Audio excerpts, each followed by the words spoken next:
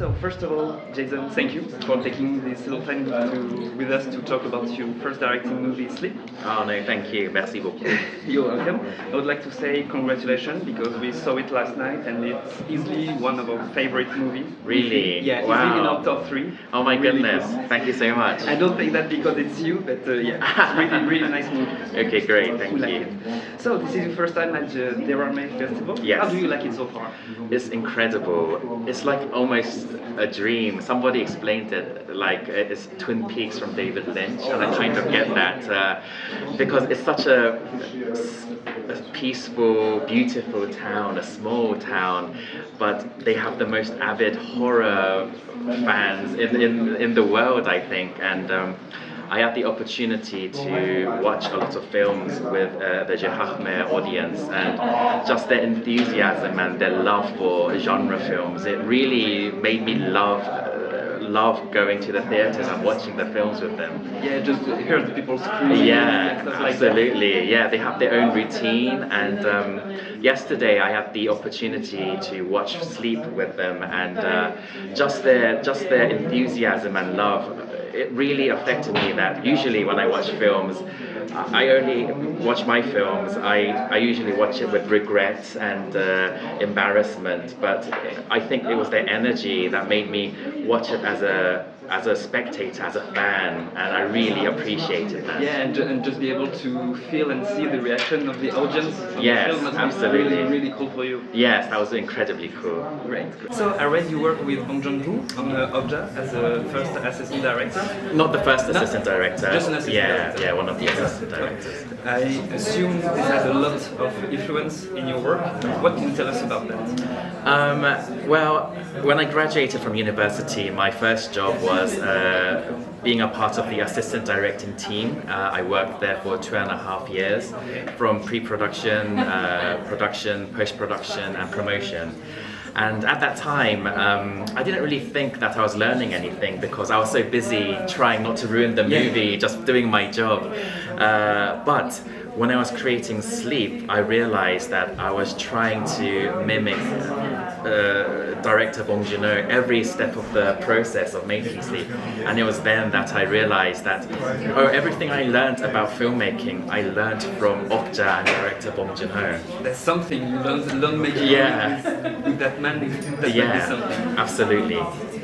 But the movie alternates between horror and humor, and I'm asking, how did you approach this when you write the script?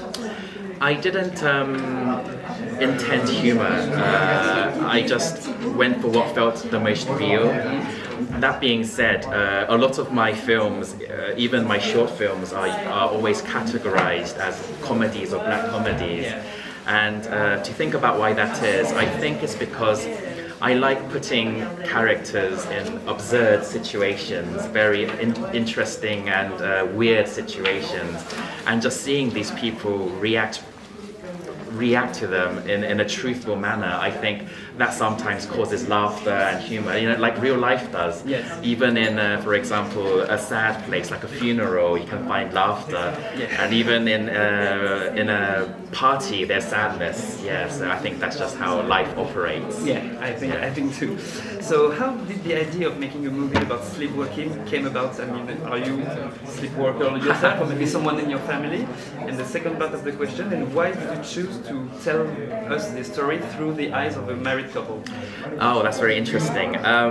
So the reason I chose sleepwalking was very, I think, superficial. I think everybody once or twice in their lives comes across a story about a scary sleepwalking incident, whether it be the internet or the news.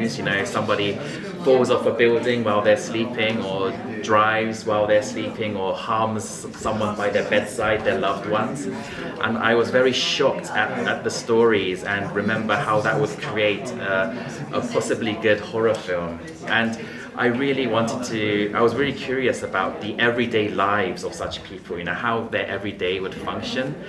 and more importantly, the people around them, you know, the loved ones who have to be by them every day.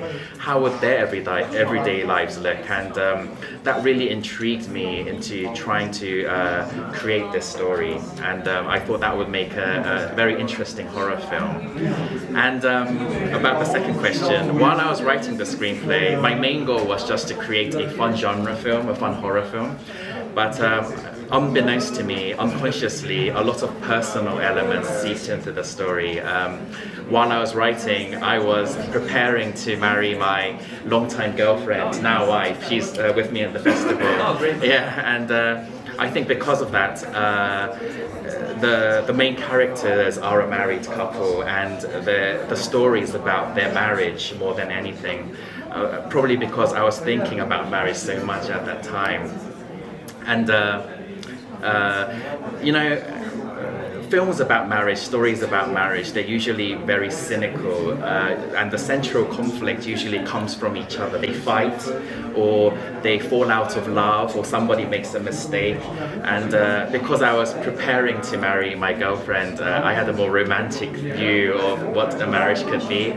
So I wanted to create a couple that was who really loved each other, who were like best friends, who trusted each other, and throw them an obstacle, an external obstacle that's nobody's fault, and show them overcoming this problem as a married unit. And I was very passionate about that. Yeah, because like that the movie is very intimate, because you are in the daily life of this married couple, and Yes. how does the sleepwalking affect the relationship, the fear of the hurting the child and stuff like that. To my knowledge, I never saw that in a movie about sleepwalking. We see that sometimes in horror movie, but to my knowledge, I never saw that through the eyes of a married couple, which is very, very interesting for us. Thank you so much.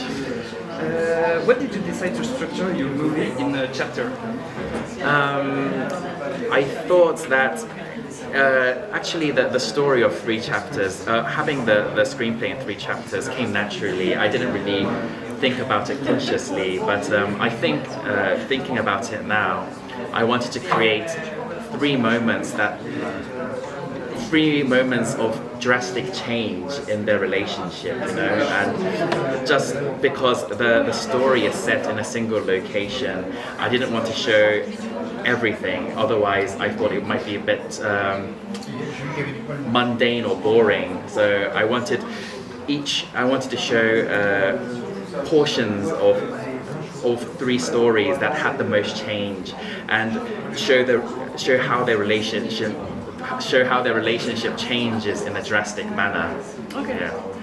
And I think the fun of that structure is there's a lot of time that passes between each chapter, and we don't really tell you what happens. So the audience member has to guess and has to figure out what happens between each chapter, and I think that's an extra layer of fun that the audience can have.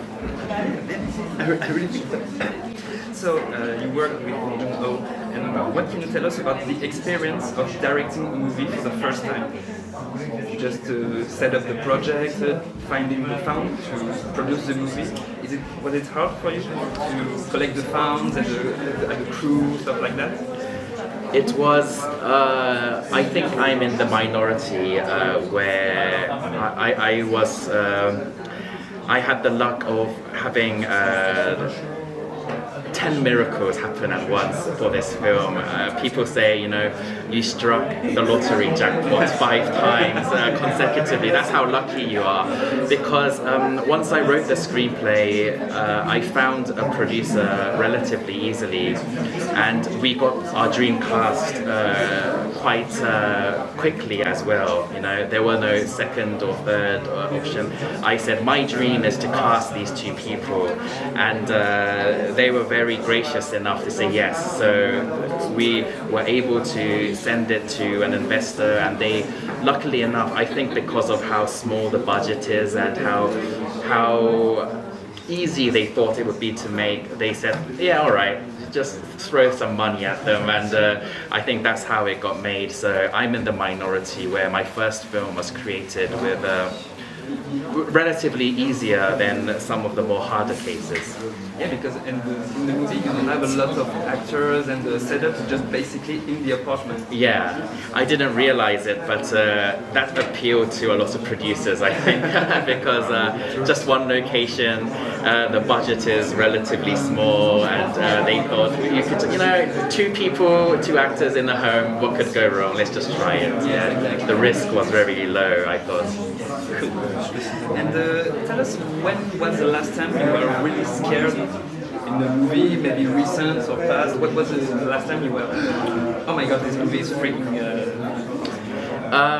It's one of my favorite films last year is actually in competition here. It's called When Evil Lurks by Damien Huigna, and I'm not sure if I pronounced his name correctly, but the film is awesome, and it's incredibly violent and it's incredibly scary. There's this one scene with a kid and a dog that still haunts me to this day, and I can't even look at dogs the same way anymore. And that's when I was legitimately frightened in the theatre for a long time, actually. Yeah, because I feel. Because of sleep, I watched a lot of horror films, genre films intensely for a long time, just as like homework almost. So I was pretty numb to the horror genre of being scared, but that scene legitimately scared me. Yeah, it scared a lot of people. Yeah. It scared a lot of people. Yeah. So I assume you can tell us nothing about that, but what are your next projects? Are you working on something, maybe something still in the horror, or you'd like to try another genre? So there are a couple of film projects that I have going on, still in the script writing phase, and one of them is like similar to Sleep in genre. It's like a mystery thriller sort of thing, which I'm very excited about, and the other one is quite the opposite, because you might not expect this, but one of my favorite genres to watch is romantic comedies. So one of my dreams is creating my own romantic comedy film, and who knows, which one will go first. Not a lot of people are excited about the romantic comedy, so I don't know. We have to